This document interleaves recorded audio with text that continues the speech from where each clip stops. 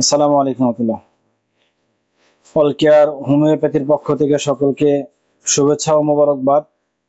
আজকে আমরা যারা নতুন ডাক্তার তাদের জন্য একটা শিক্ষণীয় এবং খুবই গুরুত্বপূর্ণ একটা বিষয় নিয়ে আজকে ভিডিওটা তৈরি করছি।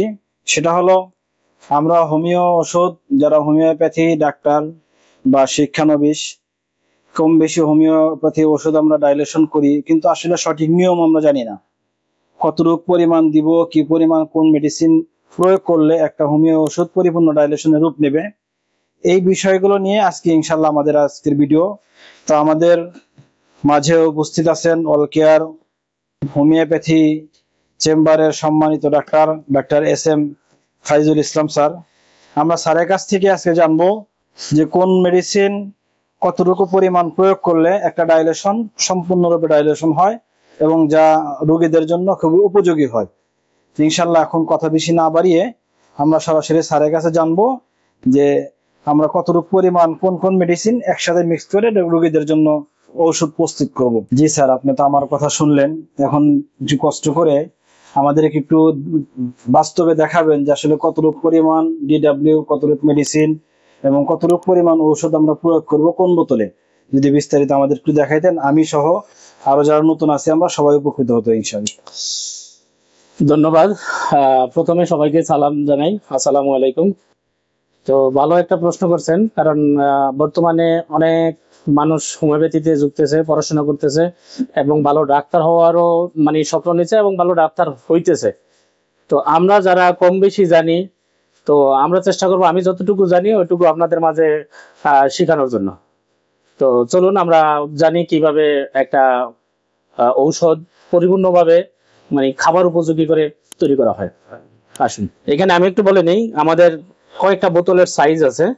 যেমন এটা হলো 2 গ্রাম বোতল, এটা হাফ আউন্স বোতল, এটা 1 আউন্স বোতল। তো আমরা বেশিরভাগ ক্ষেত্রে হাফ আউন্স, 1 আউন্স বা 2 গ্রাম এই বোতলেই ঔষধ দিয়ে থাকি বেশিরভাগ ক্ষেত্রে। তো 2 গ্রাম বা হাফ আউন্স, 1 আউন্স ওষুধ কিভাবে তৈরি করব আমি একটা দেখাই, যাতে একটা দেখলে আপনারা তিনটাই বুঝতে পারবেন যে হ্যাঁ এতটুকু পরিমাণ দেওয়া লাগে। আমি যদি হাফ আউন্স বোতলটা নেই, হাফ আউন্স বোতলটা আমরা খুলবো এবং ডিস্টিল ওয়াটার যেটা আছে, হোমিওপ্যাথিতে ডিস্টিল ওয়াটার পাওয়া যায়।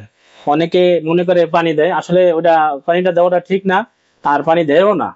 হোমিওপ্যাথি ডাক্তাররা ডিস্টিল ওয়াটার কিনে ব্যবহার করে, সব ডাক্তাররাই ডিস্টিল ওয়াটার। আমরা প্রথমে ডিস্টিল ওয়াটার দিতেছি, এই দেখেন আমরা এতটুকু ডিস্টিল ওয়াটার দেব রোগীর খাবার উপযোগী করার জন্য, দেখা যায়। এতটুকু ডিস্টিল ওয়াটার দেব। এটার সাথে এটার সাথে মিক্স করবো ফাইটাম। হোমিওপ্যাথি ওষুধটা তৈরি করার জন্য 3টা জিনিস অতীব প্রয়োজন: ডিস্টিল ওয়াটার এবং ফাইটাম। আমি ফাইটামটা এতটুকুর ভিতরে 15 থেকে 20 ফোঁটা ফাইটাম দেবো। আমরা 15 থেকে 20 ফোঁটা ফাইটাম দেবো, ব্যাস যথেষ্ট। ফাইটাম দিলাম আমি। এরপরে আমাদের যে মেডিসিন আছে, সেটা যে কোনো একটা মেডিসিন হোক। আমি একটা মেডিসিন দিয়ে দেখাই আপনাদের। যেমন এটা হলো বোরাক্স। বোরাক্সটা আপনি এই দুইটার সাথে আমি দুইটা মিক্স করলাম এবং এই দুইটার সাথে অন্তত পক্ষে 4 থেকে 5 ফোঁটা বা 6 ফোঁটা এই ঔষধটা দিবেন, ব্যাস যথেষ্ট।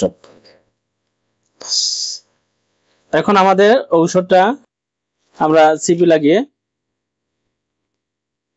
বোতলটা মুখ প্যাক করে রোগীর খাওয়ার উপযুক্ত বানাবেন। এইভাবে যদি একটা রোগীকে ঔষধটা দেই, তাহলে রোগীর যদি গ্যাস্ট্রিক থাকে বা গ্যাস্ট্রিক আলসার থাকে, তাহলে কোনো ধরনের কোনো সাইড এফেক্ট হবে না। কারণ আমরা যদি ডাইরেক্ট একটা ঔষধ দিতে যাই, ওই ক্ষেত্রে দেখা যায় যে রোগীর গ্যাস্ট্রিক অনেক বেড়ে যায় এবং জ্বালাপোড়া হয়, রোগী ওষুধ সেবন করতে পারে না। আমাদের কাছে অনেকেই বলছে যে হোমিও ওষুধ খাইতে পারি না, হোমিও ওষুধ খাইলে অনেক কষ্ট হয়, জ্বাজ লাগে, গ্যাস হয়ে যায়, বমি হয়ে যায়। যার কারণে এইভাবে যদি আমরা ওষুধটা প্রয়োগ করি সবচেয়ে ভালো, তাইলে রোগীও ভালো থাকবে এবং রোগীটা খুব দ্রুত আল্লাহর রহমতে রোগমুক্ত হবে। বানানোর পরে আমরা যখন ওষুধটা রোগীর সেবন করতে দেব, অবশ্যই এই জিনিসটা খেয়াল রাখবেন, আর প্রতিটা ডাক্তারই এটা মনে রাখবেন এবং রোগীরা বলে দেবেন ওষুধটারে এইভাবে 90 ডিগ্রি অ্যাঙ্গেলে 10টা রাখিয়ে দিবেন, 90 ডিগ্রি অ্যাঙ্গেলে। কারণ আমরা এইভাবে দিব না, অনেক ডাক্তার এইভাবে দেয়, এইভাবে দেয়, সেইভাবে আসলে দেওয়াটা ঠিক না। এটা এই জন্য ঠিক না, আপনি যদি উপর দিকে রাখি দেন মুখটাতে ঔষধটা আইসা যাবে, আইসা গেলে এটা পড়ে যাবে ডালার সময়। এই জন্য এইভাবে না দিয়ে যদি 90 ডিগ্রি অ্যাঙ্গেলে দিই আমরা, তাহলে ওষুধটা পড়বে না। এইভাবে 10টা রাখিয়ে দিয়ে খাওয়ার সময় রুগীর অবশ্যই বলে দেবেন হাফ গ্লাস অথবা 1 গ্লাস পানির সাথে মিক্স করে খাবার জন্য। তাইলে হবে কি, আল্লাহর রহমতে রোগটা তাড়াতাড়ি ভালো হবে, রোগীর কোনো ধরনের সাইড এফেক্ট হবে না এবং রোগী কষ্ট পাবে না। ধন্যবাদ সবাইকে। থ্যাংক ইউ স্যার আপনাকে।